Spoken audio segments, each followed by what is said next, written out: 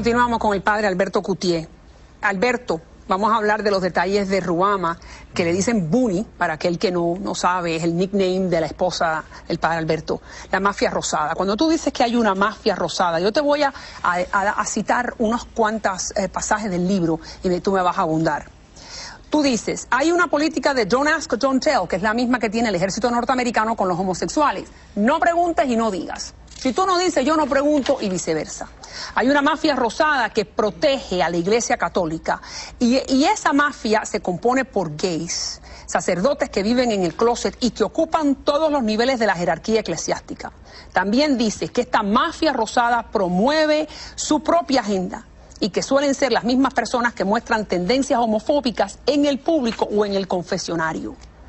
Además, los amigos reciben las mejores parroquias, son nombrados monseñores y ascienden a ciertas posiciones.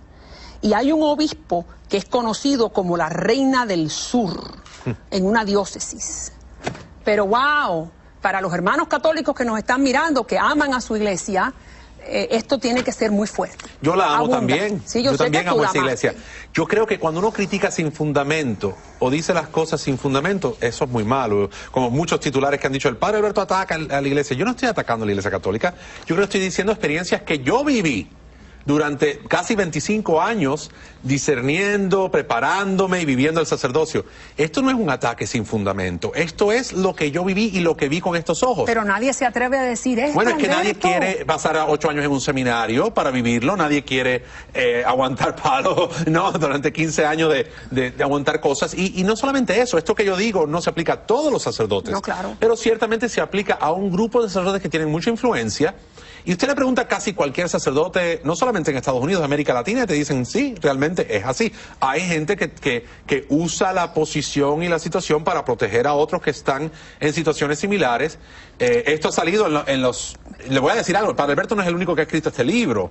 El padre Daniel Cousins, que fue profesor 40 años en Baltimore, escribe. El padre Richard Sipe, monje que ahora es psiquiatra, habla sobre este tema. Pero Cousins dice que el 60% de los sacerdotes católicos en Estados Unidos son homosexuales. El 60% de los católicos, de los sacerdotes católicos en este país son homosexuales. Lo practiquen o no lo practiquen. Ya hay una gran hipocresía. Eso lo dice el padre Daniel Cousins. Sí, en su libro. Y te voy a decir algo, a mí no me molesta, de hecho, que los sacerdotes sean homosexuales. Lo que me molesta es que por un lado digan, no seminaristas homosexuales, como ha dicho el Papa Benedicto, no sacerdotes homosexuales en la iglesia, cuando él muy bien sabe que hasta en los más altos niveles del Vaticano existen sacerdotes homosexuales. Alberto, es que la Iglesia Católica condena el homosexualismo, como también lo condenan otras iglesias, pero hablemos de la católica. Dicen que es intrínsecamente desordenado. Entonces tú no puedes decir, en mi opinión, que un ser humano creado por Dios es intrínsecamente desordenado. Porque yo creo que eso en sí es un desorden. O sea, si Dios nos ha creado a todos diferentes, si tú ves los árboles y todos los árboles son diferentes, y ves las aves del cielo, y ves el mar, y ves todo, y todo en la creación es diferente, porque un ser humano que tiene orientación homosexual es intrínsecamente desordenado. Pero aparte de eso, estamos hablando de la gran hipocresía que demuestran estas palabras. Y tú me estás diciendo que hay un obispo que le dicen la Reina del Sur y que en el seminario había un alto grado de homosexualidad en el que ya tú estuviste y de promiscuidad, y que el rector tenía un amante seminarista, esto está en tu libro, y que el obispo tenía algunos amantes seminaristas. Por favor, estamos hablando de unos niveles de hipocresía espantosos. ¿O no? Yo no diría que es espantoso, fíjate, yo diría que es parte de la cultura. O sea, como que se adaptan a esto, y es lo mismo del gobierno norteamericano con el ejército. Don't ask, don't tell. Mientras que no salga y no se diga, no es un escándalo. Déjame darte un ejemplo. Ahí yo digo, en una pizarra bastante fuerte, sale el rector un día y mira la pizarra y ve que un joven que habían votado del seminario por una situación de homosexualismo, le dan un alto cargo en la diplomacia vaticana, y eventualmente él sigue subiendo. ¿Y cuál fue la reacción del rector? Dice, ¿con qué cardenal se habrá costado para llegar a esa posición? Eso fue un rector de un seminario delante de un montón de seminaristas. Es una frase muy fuerte. ¿Cómo? Pero repítemelo otra vez. ¿Con qué cardenal se habrá costado para llegar a esa posición? Ese fue el rector del seminario mío, delante de un grupo de seminaristas que la mayoría somos sacerdotes hoy día. ¿Y qué tú pensaste en ese momento? No, gente, yo tenía 19, 20 años y decía, ¿qué está hablando él? No, para mí los cardenales no se acostaban con nadie, ¿no? No, y para mí también. Y entonces eso era un poco doloroso. Doloroso para un hombre joven que tenía esta imagen idealista de la iglesia. Yo hago estas historias, fíjate, en el libro, no para escandalizar a la gente, ni para que el católico romano devoto se sienta mal sobre su iglesia, porque la iglesia es mucho más que eso. Y no tiene que ver también el Espíritu Santo que actúa a través de toda esta fragilidad humana. Claro. Y yo lo veo. Que tiene compasión de nosotros, los pecadores. Exacto, pero yo creo que no conocer esas cosas es no conocer toda la historia. Y creo que es bueno que la gente sepa que un hombre dentro de una institución donde hay una serie de irregularidades comunes y aceptadas, uno empieza a sentirse como que, espérate, ¿dónde estoy yo metido? De hecho, hay muchos libros escritos sobre estos ex seminaristas, por ejemplo, que han escrito libros diciendo, por ejemplo, hay uno que se llama Goodbye Good Men, donde un seminarista dice, los hombres heterosexuales se sienten fuera de lugar en muchas órdenes religiosas y en muchos seminarios, porque lo que protege la iglesia es este tipo de comportamiento. Pero yo no fíjate estoy lo que diciendo acabas que de eso sea decir, en todas partes. pero escucha lo que es acabas una de decir. realidad. Hay una discriminación por parte de los sacerdotes gays a los sacerdotes que no son gays. En algunas situaciones. ¿Y tú sentiste eso? Yo no sentí eso, fíjate. Yo sentí que los sacerdotes homosexuales o los seminaristas homosexuales eran mis compañeros, que tenían sus situaciones, que algunos de ellos siguen teniéndolas ahora como sacerdotes, y pero simplemente no viven esas situaciones. Pero tú me estás diciendo entonces que en este momento, en esta ciudad, hay sacerdotes católicos que eran amigos tuyos, que eran amigos, bueno, que eran cercanos porque estaban contigo en el mismo servicio, que tienen amantes hombres.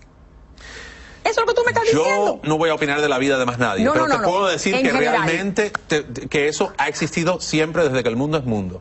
Que hay sacerdotes heterosexuales que viven el celibato, hay sacerdotes homosexuales que viven el celibato, y hay quienes de ambas orientaciones no viven el celibato, pero siguen siendo líderes. Te voy a dar un ejemplo. El otro día estoy en mi parroquia, la Iglesia de la Resurrección, mi iglesia episcopal. Estoy preparándome para una clase de adultos.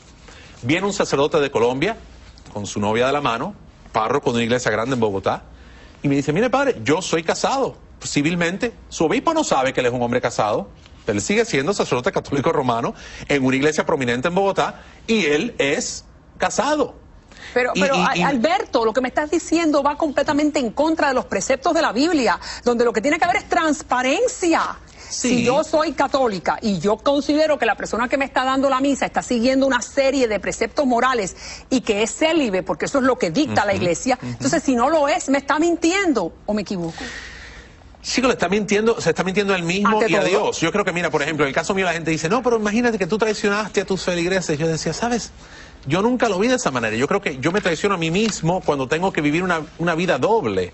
Cuando tú no puedes decir abiertamente, mira, yo estoy enamorado y quiero vivir. Lo único que yo lamento en todo este proceso, realmente, es no haber salido antes, que los paparazzi me vieron aquel día en la playa, a decirle a la gente, ¿saben qué? Yo estoy enamorado de esta mujer, yo ya no pienso que muchas de estas ideas, porque no era solamente el celibato, una serie de ideas. Yo no creo que una pareja que usa la píldora, o se atan los tubos, o hacen una vasectomía, o es divorciada, o están divorciados, que están cometiendo pecado mortal. Yo creo que hay gente que simplemente no cabe en ese cajón, pero siguen yendo ahí a la iglesia y comulgan. Bien. Y yo te digo, está bien que comulguen, pero la iglesia dice que no pueden, porque casi todo el mundo tiene un problema. Si tú usas in vitro para tener hijos, tampoco puedes tener la comunión, condones. Porque es... Y vamos a hablar de ese momento de la iglesia, de la playa, que bueno, todos lo vimos, y vamos a ir ahí próximamente, pero háblame un poquito más de cuando estos sacerdotes que tú me estás diciendo que algunos de ellos llevan una vida homosexual, le niegan la absolución a los gays, a las lesbianas, que vienen pidiendo algún tipo de sosiego porque se sienten en pecado. Esa es una historia que yo cuento en el libro, que fue real. Yo estaba en un confesionario un día y me acuerdo que una joven, creo que de buena intención, vino y me dijo, mire padre, yo estoy luchando con esto, esta es mi situación, esta es mi orientación. Yo no la podía ver porque está al otro lado de la pantalla, pero me imagino que era una persona bastante joven, y me dice, yo me siento mal porque el padre tal me dijo que yo me voy al infierno, que estoy en pecado mortal, porque estoy muy mal, porque esta situación. La gente siempre dice, te voy a decir su versión, no estoy seguro que el padre le dijo eso, pero el padre más o menos le hizo entender a ella que tenía una situación muy grave y que no podía comulgar. Y cuando me preguntó a mí, y le digo, bueno, ¿y qué pasó? ¿Cómo fue que pasó esto? Porque empezó a llorar y eso. Le digo, pero porque era una ¿quién niña te gay dijo que esto? Se sentía lesbiana. Y sí, de repente me dijo, el padre tal, y me dio el nombre del padre. Y de verdad, yo no le dije nada a ella.